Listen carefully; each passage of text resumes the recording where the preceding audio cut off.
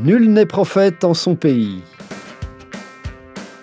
Une relecture pertinente et impertinente des évangiles en 8 épisodes.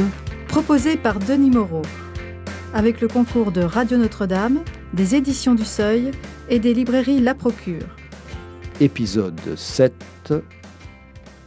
Le bon grain et l'ivraie. Jésus disait cette parabole. Il en va du royaume des cieux comme d'un homme qui a semé du bon grain dans son champ. Pendant que les gens dormaient, son ennemi est venu, par-dessus il a semé de l'ivraie en plein milieu du blé, et il s'en est allé. Quand l'herbe eut poussé et produit l'épi, alors apparut aussi l'ivraie. Les serviteurs du maître de maison vinrent lui dire « Seigneur, n'est-ce pas du bon grain que tu as semé dans ton champ ? D'où vient donc qu'il s'y trouve de l'ivraie ?» Il leur dit « C'est un ennemi qui a fait cela. » Les serviteurs lui disent « Alors, veux-tu que nous allions la ramasser ?» « Non, dit-il, de peur qu'en ramassant l'ivraie, vous ne déraciniez le blé avec elle. » Laissez l'un et l'autre croître ensemble, jusqu'à la moisson. Et au temps de la moisson, je dirai aux moissonneurs, ramassez d'abord l'ivraie, et liez-la en botte pour la brûler. Quant au blé, recueillez-le dans mon grenier. En Matthieu, chapitre 13, versets 24 à 30. Un peu plus bas dans le texte de l'évangile de Matthieu, Jésus propose lui-même, ce qui indique peut-être qu'il s'agit d'un texte spécialement difficile à interpréter, un décryptage détaillé de cette parabole qui l'apparente à une allégorie. Celui qui sème le bon grain, c'est le Fils de l'homme. Le champ, c'est le monde. Le bon grain, ce sont les sujets du royaume. L'ivraie, ce sont les sujets du malin. L'ennemi qui l'a semé, c'est le diable. La moisson, c'est la fin du monde. Les moissonneurs, ce sont les anges. De même qu'on ramasse l'ivraie pour la brûler au feu, ainsi en sera-t-il à la fin du monde. Tous ceux qui commettent l'iniquité seront jetés dans la fournaise de feu, et les justes resplendiront comme le soleil dans le royaume de leur Père.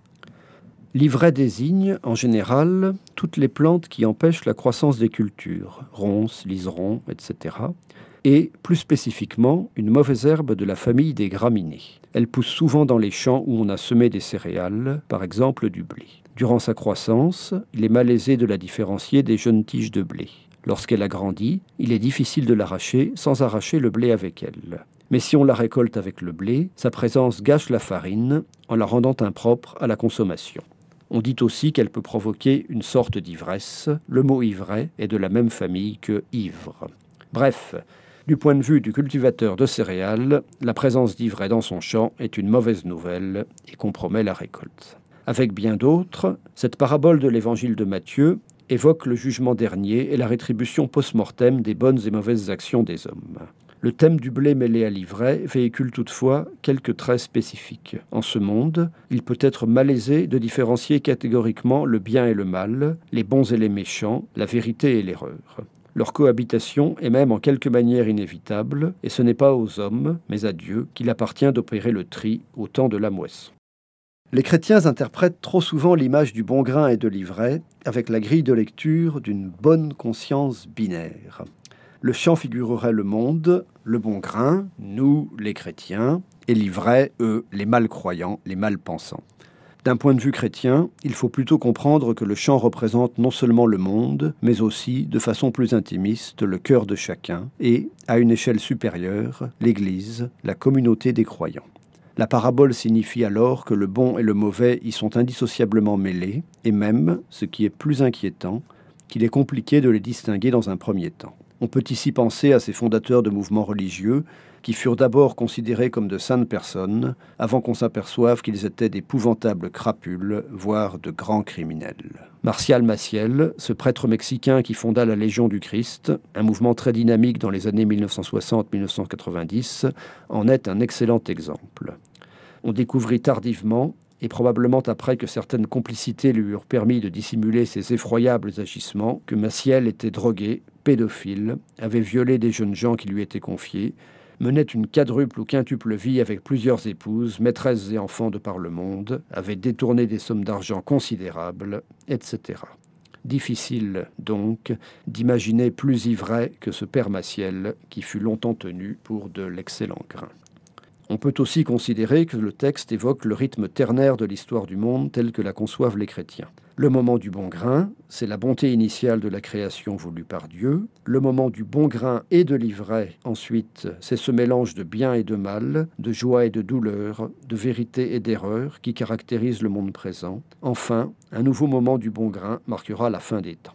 Séparer le bon grain de l'ivraie, comme le font les moissonneurs dans ce texte, c'est faire le tri entre ce qui est bien et ce qui est mal, séparer les gentils des méchants, l'utile de l'inutile, le beau du laid.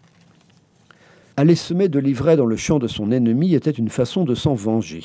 En grec, la langue dans laquelle sont rédigés les évangiles, ivraie se dit zizanion, ou zizania en latin.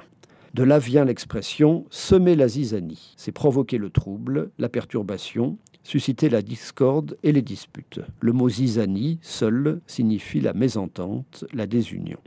On l'a souvent rencontré, sans doute en raison de sa sonorité amusante, dans des titres d'œuvres populaires, un album d'Astérix, un film avec Louis de Funès, une chanson de la chanteuse Zazie. Dans Le Roi Semeur, d'Eugène Ionesco. Le médecin à Marguerite. Il mourra de sa mort et non plus de sa peur. Il faudra quand même l'aider, Majesté, il faudra beaucoup l'aider, jusqu'à la dernière seconde, jusqu'au tout dernier souffle. Marguerite. Je l'aiderai. Je le lui ferai sortir, je le décollerai, je déferai tous les nœuds, je démêlerai les chevaux embrouillés, je séparerai les grains de cette ivraie têtue, énorme, qui s'y cramponne.